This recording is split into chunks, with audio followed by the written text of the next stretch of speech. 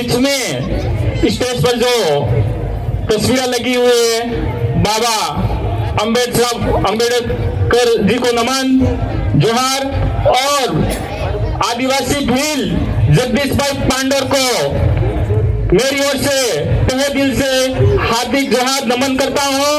और हमारे बीच में जो भी आदिवासी भाई बहन और इस देश के मूल नेटिव और मूल मालिकों को इस आदिवासी दिवस पर मेरी ओर से हार्दिक शुभकामनाएं और जोहार अभिनंदन करता हूं। मेरी बात शुरुआत करने से पहले मैं आपसे एक अनुरोध करना चाहता हूं कि आज भारत आजाद हुआ 76 साल हो गए, लेकिन हमारे आदिवासी भाइयों को आजादी अभी तक नहीं मिली है। आप लोग ये समझते होंगे कि हम लोग आजाद हो गए हैं, आजाद नहीं हुए हैं, हम फिर से गुलामी की ओर जा रहे हैं। क्यों मैं इस बात को कह रहा हूं?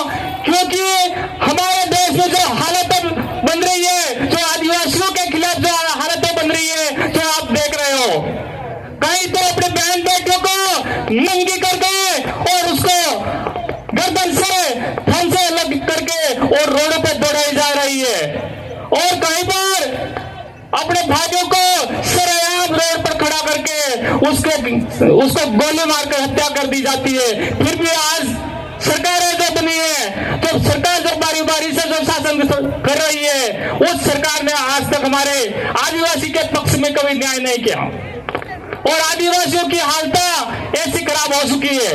और वो स्थिति आज अपन दूर दूर छोड़ते आ रहे हैं, लेकिन वो स्थिति अपने बीच में भी आ सकती है।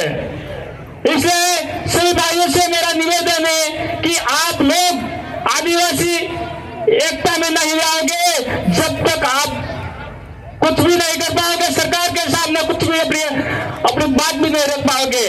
और दूसरी बात मैं ये कहना चाहता हूं कि जब भी 5 सालों में अपना तो चुनाव का समय आता है, जब आदिवासी परिवार के जो लोग, आदिवासी विचार के लोग और आदिवासी विचारों से विचलित लोग हैं, जो अपनी अपनी पार्टियों के झंडे लेकर जय जयकार करते रहते हैं, लेकिन अपने भाइयों को इस बात का पता नहीं रहता है कि ये पार्टी किसी विचारधाराओं से और अपने लिए शोषण कर रही है या फिर अपने लिए लड़ाई लड़ रही है।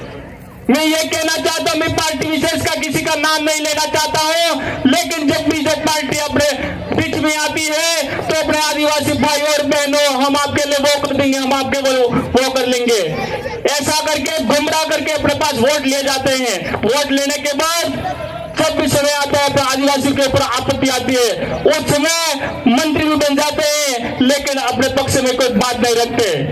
अपने लोगों को मारा जाता है, लूटा जाता है, बहन बेटियों के साथ बलात्कार किया जाता है, उस समय भी ये लोग साइलेंट रहते हैं, चुप रहते हैं। तो ऐसे नेताओं को, ऐसे विचारधारा के लोगों को यहाँ से छुट्टी देनी चाहिए, नहीं देनी चाहिए, वो आप पे डिपेंड करता है।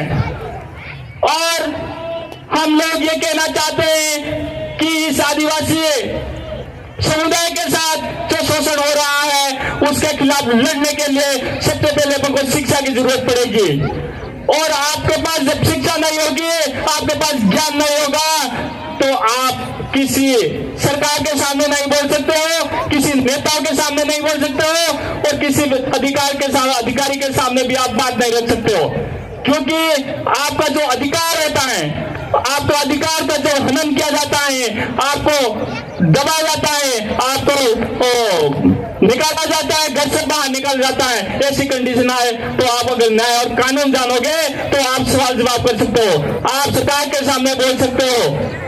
लेकिन हमारे बीच में हमारे ये लोग कुछ ऐसे होते हैं, उन लोगों ने आज जैसे फ्लासिया ब्लॉक की पंचायत समिति फ्लासिया ब्लॉक में जो अपने गर्ल्स कॉलेज आई थी, गर्ल्स कॉलेज के लिए अपने लोगों ने मांग रखी थी, अपने लोगों का एक और विचार था हमारे फ्लासिया में एक गवर्नमेंट कॉलेज खुले। लेकिन कॉलेज का जो सारा डाटा जब तैयार हुआ, जब यहाँ फ्लासिया से कई 10-15 किलोमीटर दूर की तैयारी चल रही थी, हमारे आदिवासी शिक्षक लोगों शिक्षित आप लोगों ने, कार्यकर्ताओं ने मिलकर हमारे ये जब कलेक्टर में गए और एसडीएम के पास ज्ञापन दिया, ऐसा करके हमारे प्लासे का आसपास जमीन देखी गई, तो यहाँ के प्रतिनिधि, कुछ यहाँ के नेतागण जो आप लोगों ने चुने हैं, वही लोग कलेक्टर के अंदर जाके ज्ञापन देते हैं हमारे प्लासे में सरकारी कॉलेज की जरूरत नहीं है। क्या ऐसे नेताओं को आप चुनना चाहते हो? ऐसे नेताओं को चुनेंगे आप? आज तक हमारे पास सरकारी कॉलेज नहीं है, ऐसी कंडीशन में बड़ी मुश्किल से सरकारी कॉलेज की घोषणा हुई, तो आपके यहाँ के नेता, यहाँ के जो साटुकार नेता होते हैं, वो इस नेता जाके कलेक्टर में ज्ञापन देते हैं हमारे को प्लासे कॉलेज की जरूरत नहीं है। और आप लोग ऐसे नेताओं को स्वीकार करोगे क्या? ऐसे नेताओं को अगर सुनते हो तो अपने आदिवासी परिवार, आदिवासी लोगों के साथ क्या होगा, अपने बहन बेटों के साथ क्या होगा? आज हमारी बहन बेटियां हैं जो उदयपुर में जाके कॉलेज करती है, डूंगरपुर भी जाके करती है। आज हमारे यहाँ कॉलेज सुनने की स्थिति आई तो हमारे ही लोग कलेक्टर में ज्ञापन दे रहे हैं हमारे को प्लासे में कॉलेज की जरूरत नहीं है।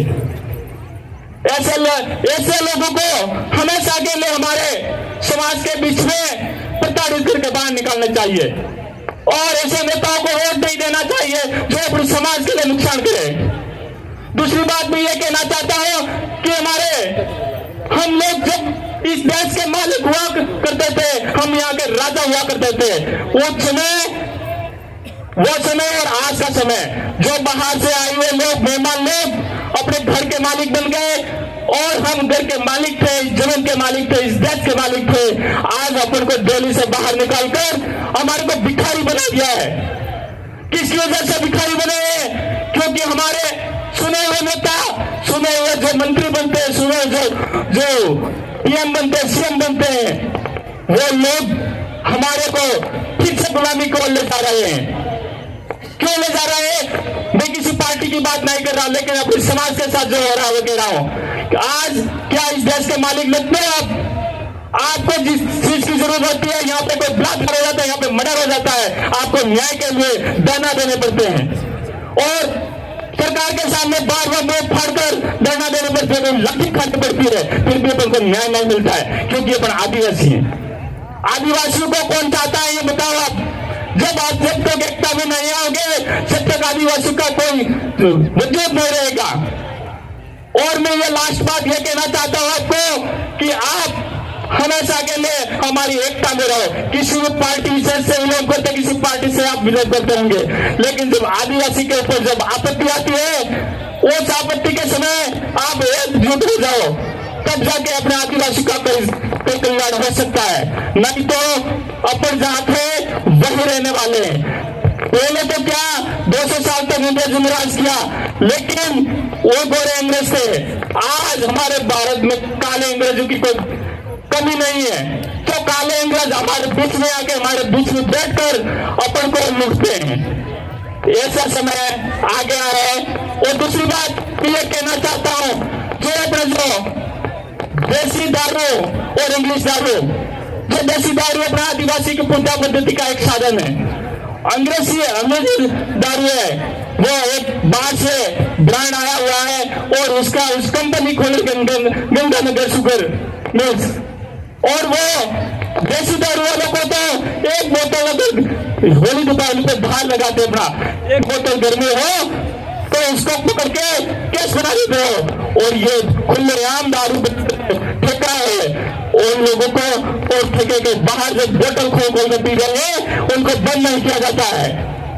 तो क्या आपके ऊपर जुल्म हो रहा है? नहीं हो रहा है।